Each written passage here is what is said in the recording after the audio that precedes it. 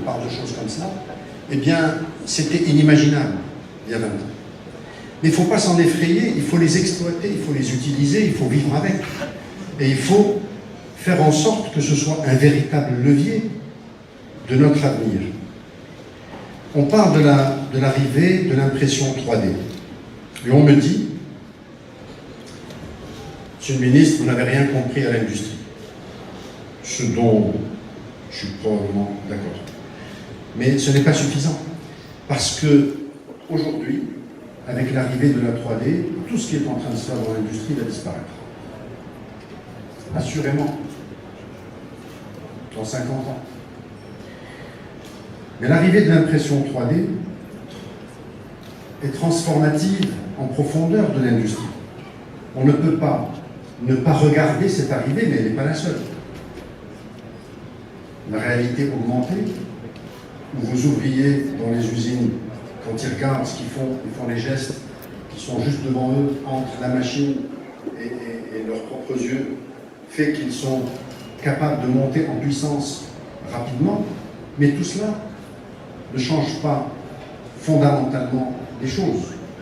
Ça permet évidemment de regarder l'avenir en se disant cette impression 3D, est-ce qu'il va y avoir de la délocalisation pour certains, de la colocalisation pour d'autres à l'avenir, ou est-ce qu'on va imprimer les pièces aéronautiques au pied de l'avion, donc on n'a plus besoin de travailler de la façon dont on le fait aujourd'hui.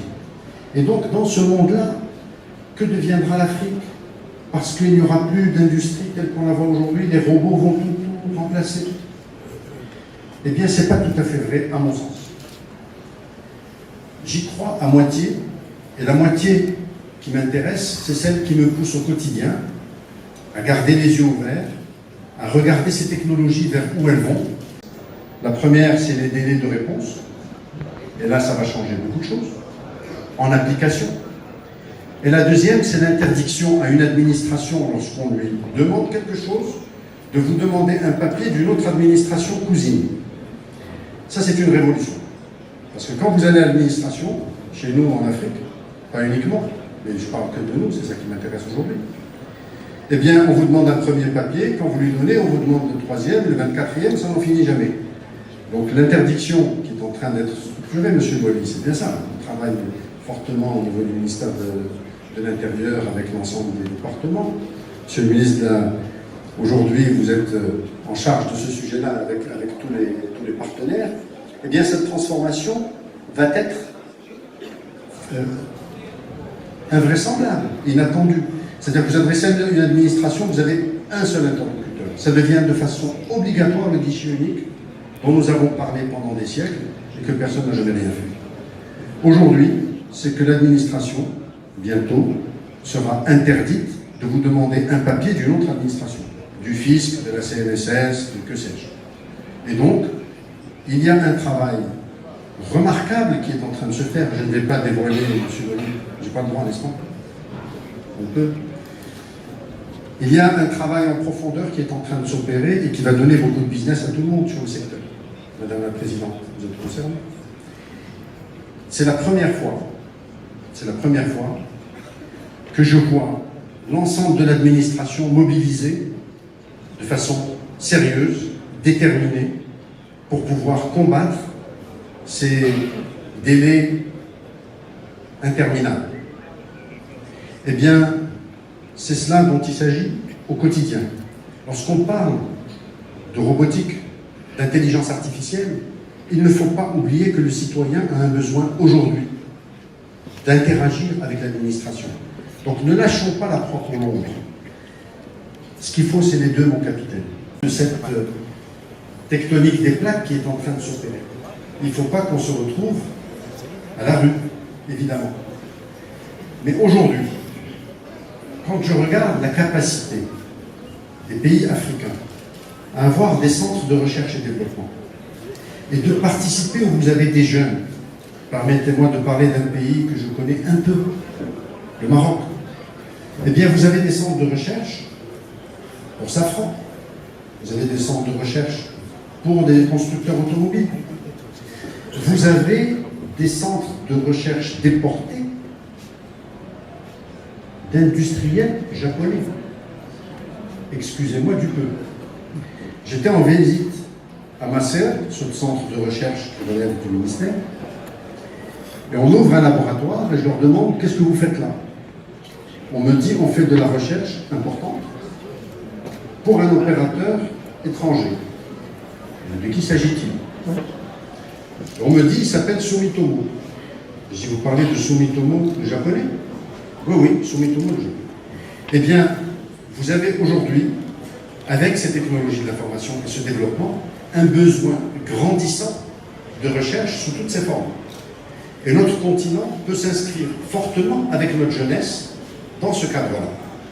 Alors, l'autre élément, quand on dit, OK, pour le haut de la pyramide, des docteurs, des chercheurs, etc., vous allez avoir de l'emploi, mais qu'adviendra-t-il de notre main-d'œuvre? Eh bien, nous aurons en permanence, et de façon croissante, des besoins de main-d'œuvre, de plus en plus qualifiés, certes, mais des besoins de main-d'œuvre.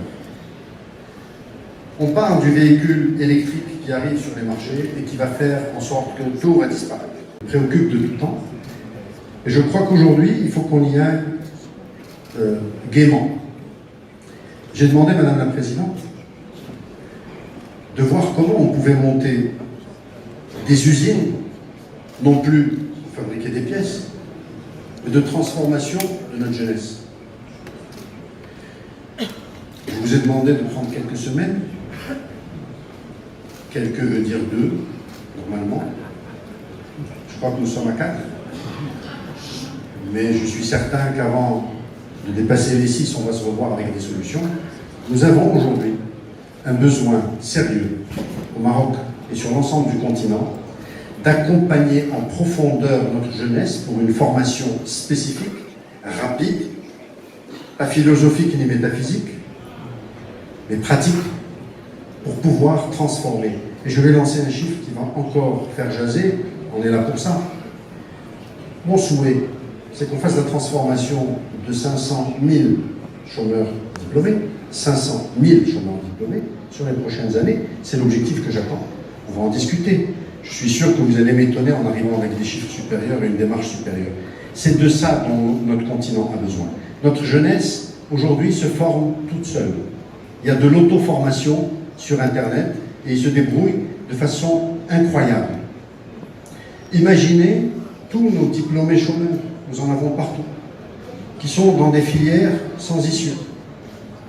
Il y a dans le monde des structures de formation, de transformation, qui leur donnent à la fois des possibilités incroyables de réintégrer le monde du travail et de contribuer fortement à tout ce dont nous parlons aujourd'hui. Excusez-moi d'avoir été un peu has-been et de parler de l'industrie 3.0, de la vie d'aujourd'hui.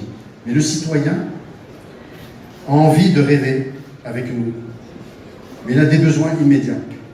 Lorsqu'il se présente au niveau de l'administration et que la connaissance humaine dans le temps, au niveau des technologies, était très faible. Donc cette exploitation des technologies pour développer des technologies était relativement faible.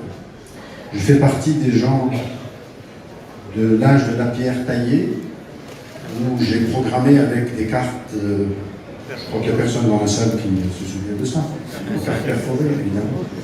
On les met en pile et on les perd quand on trébuche. Et j'ai vu passer un patron de l'informatique, qui était mon patron dans le temps, et qui m'expliquait que nous, les petits jeunes, avec les petits claviers, on ne comprenait rien au monde de l'informatique. Parce que, c'est pas parce qu'on était l'ingénieur informaticien d'aujourd'hui je parle avant Jésus-Christ, qu'on jouait sur un clavier, qu'on avait compris la vie. Et que si on ne connaissait pas un geste important dans le monde de l'informatique, c'est qu'évidemment, on n'était pas bon. Alors je dis, quel est ce geste? Ce geste est très simple.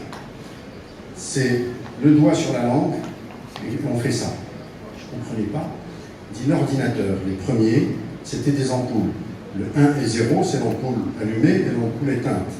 Et que pour savoir si, parce qu'elle prenait de l'âge, de la poussière, quand il rentrait dans les salles d'ordinateurs qui étaient des usines énormes avec des ampoules, ce geste était important pour savoir si la lampe était encore chaude ou pas, et pour ne pas se brûler le doigt. Donc, mon ancien mentor, juste pour vous dire que avant Jésus-Christ, c'est grave, et ça fabriquait des gens tordus, que vous connaissez. Eh bien, mon mentor, lui, n'imaginez pas un informaticien qui ne connaissait pas ce geste et qui n'avait pas vécu dans ces salles informatiques.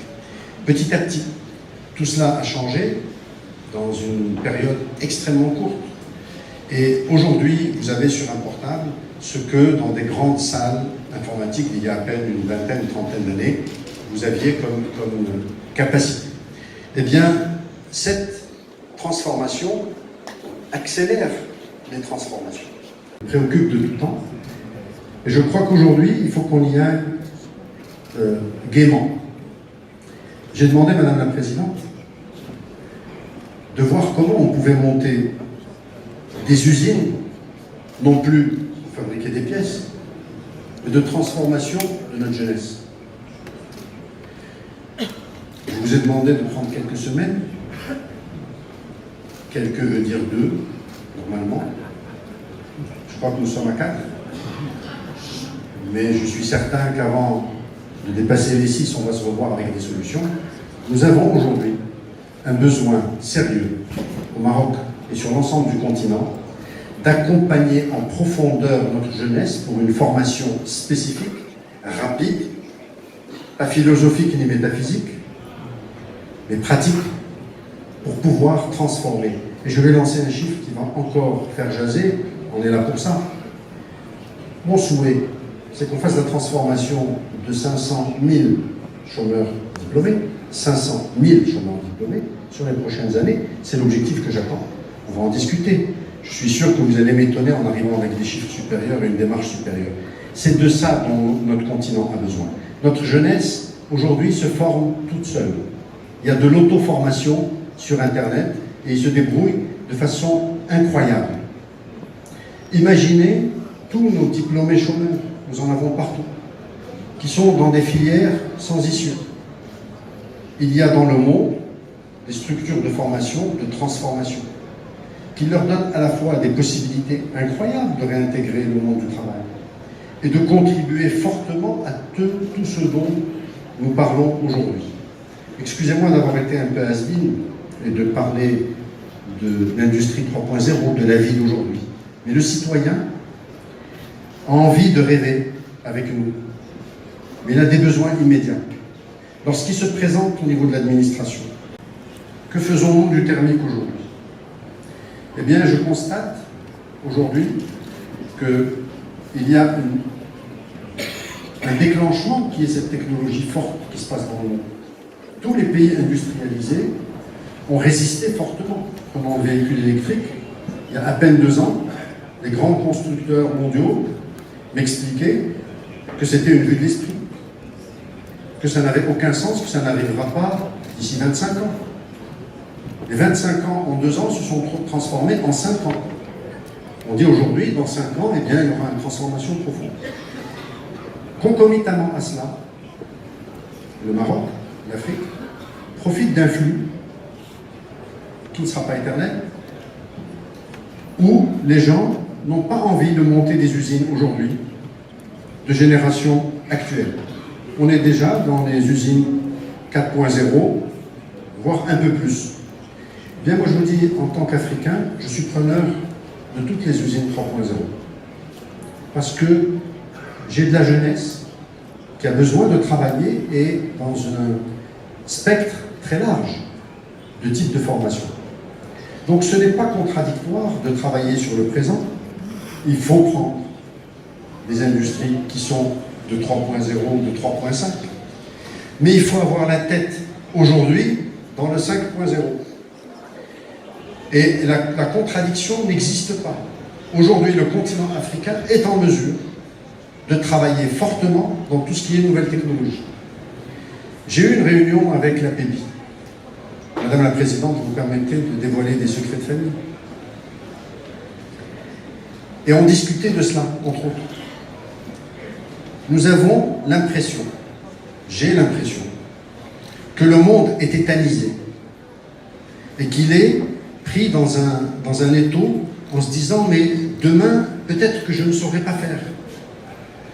Eh bien, la seule façon, la seule issue d'accompagner, de faire partie de cette danse mondiale, de ce concert mondial, c'est la formation.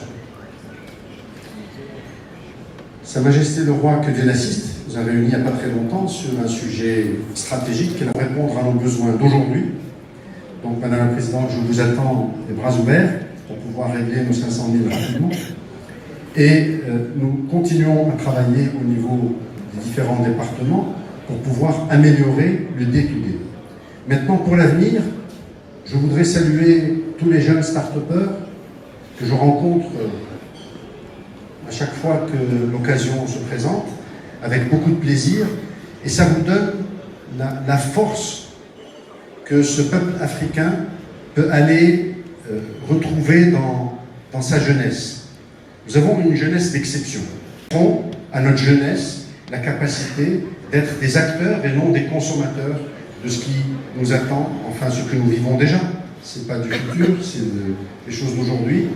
J'ai passé une soirée excitante hier avec un médecin, chercheur marocain qui m'a fait rêver des technologies actuelles, mais en m'expliquant le futur, comment il se présente, et comment on peut soigner, on pourra soigner de façon certaine un certain nombre de cancers par un ciblage très précis. C'est une association franco-marocaine de chercheurs, et j'ai été époustouflé. Donc je n'ai pas réussi à quitter cette rencontre jusqu'à très tard le soir, très tôt le matin, parce que ce qui arrive n'est pas que pour faire peur. Ce qui arrive peut permettre à l'humanité des choses extraordinaires, d'éliminer des souffrances terribles, de soigner des maladies qu'on ne pouvait pas soigner jusque-là. Eh bien, rentrons de plein pied dans ce monde-là. Ne vous inquiétez pas, notre jeunesse ne nous a pas attendu et n'attend pas notre feu vert. Elle y est. Je pense que pour les has-beens comme moi, nous courons derrière pour essayer de les rattraper. Désolé d'avoir été long. Merci beaucoup.